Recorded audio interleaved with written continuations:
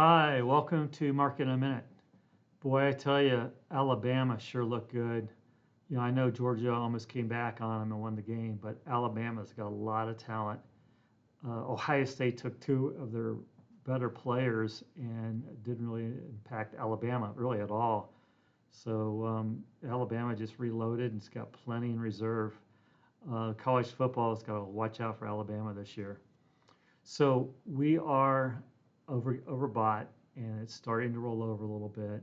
We did make it through August and September. We did see the volatility like we were looking for, but the market bounced off that volatility very nicely. So maybe we're in a sideways but slightly upward moving markets. We're capped by the valuation. The valuations are so high on the markets that there's just limited upside. But there's further problems developing. The war in the Middle East is expanding.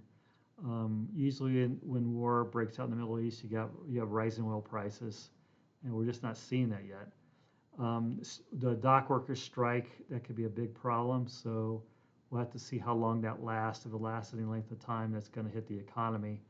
And then the all-important employment report, that the data tends to be very suspicious, but we have that on Friday, and the market's going to likely react to it one way or the other. It's got to be just right. So the market's discounting a soft landing, which means no negative GDP quarters and continued growth. So the expectations for earnings of roughly a 15% growth next year, that's what the market's currently expecting. So it could probably come in at 10% and the markets be okay, but the markets are looking for, still very strong growth next year versus this year. So no slowdown. The Federal Reserve, we believe that this is Powell's words, okay? Powell said cutting rates, what they're doing is cutting rates to maintain the strength in the economy, not due to weakness in the economy. So they're cutting rates because they can, because inflation came down, not because the economy is weakening. So we're going to see on Friday what that employment number looks like. If it's 135,000 jobs, that's in line with consensus. 4.2% unemployment rate, that's consensus as well. We think the unemployment rate is going to jump a little bit, probably 4.3. And we just have no real strong opinion about how many jobs were created in the month of September. So we'll have to see what the report looks like and see if it feels real to us or not. But the market's going to focus on that. So the Fed's looking for 225 basis point cuts by end of the year, 1% by next year. That's what's in the market. So, when you look at what's going on in terms of GDP and the economy, federal spending by the government has been so strong, it's masking the underlying weakness in the private sector. So you can see it by the retailers and all sorts of different sectors, the industrial sector, all very weak. The auto sales very weak. So federal government spending has been masking the underlying weakness in the overall economy. So when the federal government starts slowing down in terms of spending, we're going to see that weakness emerge likely. The war in the Middle East, it concerns us as it's moving into Lebanon, and then maybe it'll move all the way into Iran at some point, and if you get a spike in oil prices, that's not good for the overall economy, but it's really good for that sector. We think that sector is washed out, and I'll walk you through that in a little bit here as well. The dock workers strike, we'll see on Tuesday whether or not that happens or not, but and how long it lasts. If the strike lasts for a whole year, okay, this is an example, 1 year of the dockers strike and nothing else changes, that's going to cut GDP growth by about 6%. So you can see how critical these ports are. So it's roughly $5 billion a day of trade that's being stopped. China announced a huge stimulus package, huge in terms of China's economy. So 325 billion in monetary stimulus. That's what we penciled out to be, and it looks like it'll improve GDP growth by about 2%.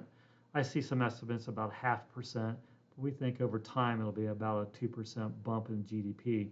if that monetary stimulus actually starts to stimulate the overall economy. And you can see by the reaction. So, the sentiment in China was really negative. This is the FXI, so it's a broad China stock market, stock market ETF. You can see it popped 20% in 2 days. So you can see that it was heavily shorted market, and the shorts went running. And I think that's a net positive.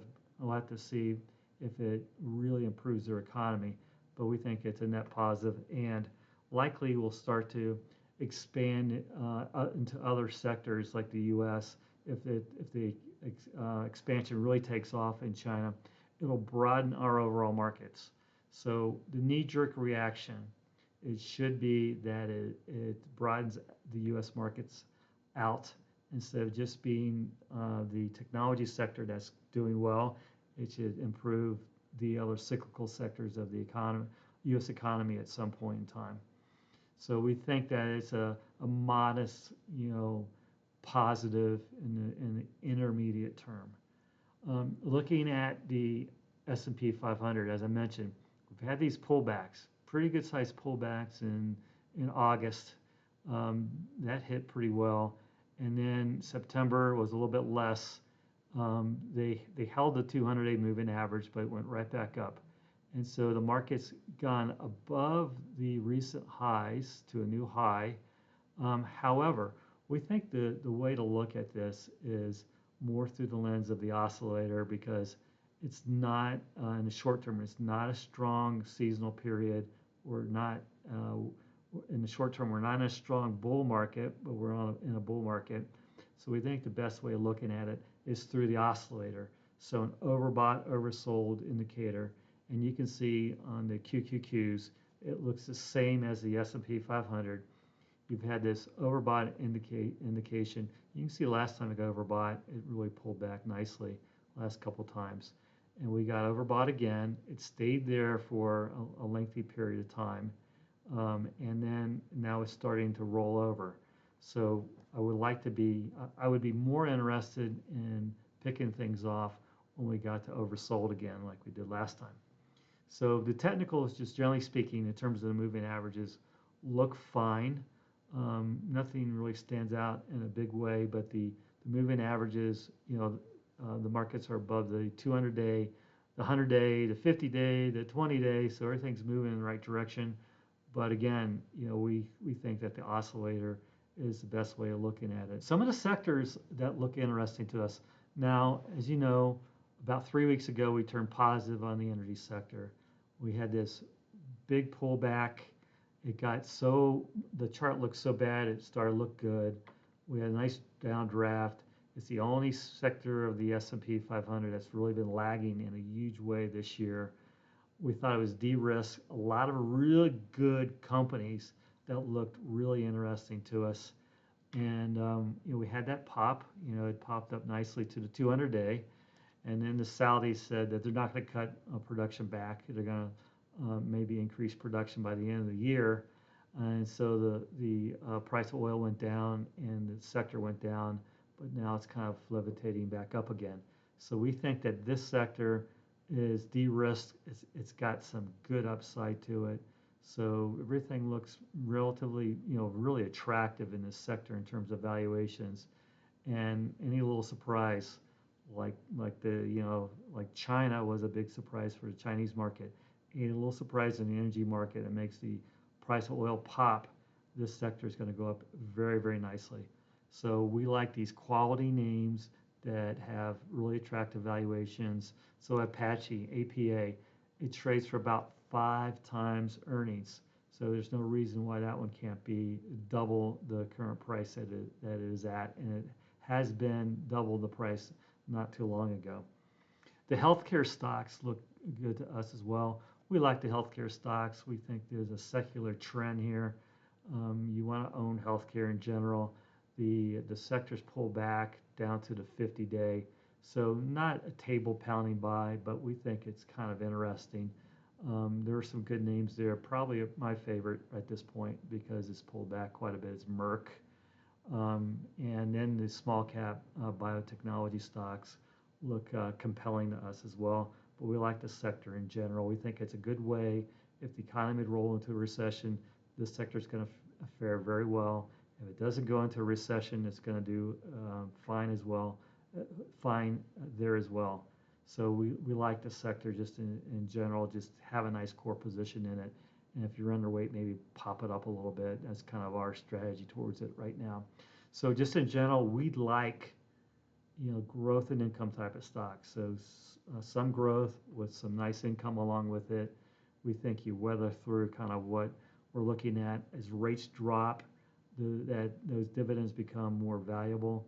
If the Fed does what they say they're going to do, drop rates down to 3.5 or lower by the end of next year, you're going to see CD rates and money market rates go into the low 3% level.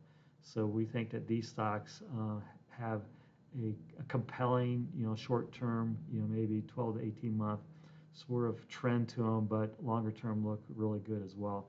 So we like the catalyst in front of us with the Federal Reserve cutting interest rates, and that these stocks aren't up in a big way with the overall market in the last 10 years, like the technology sector has way outperformed everything. So if you have any questions, come to my website, Patrick Adams CFA, send me a note, and then also sign up for Market in a Minute, get a hard copy of that, and we'll send it to you every week. Take care.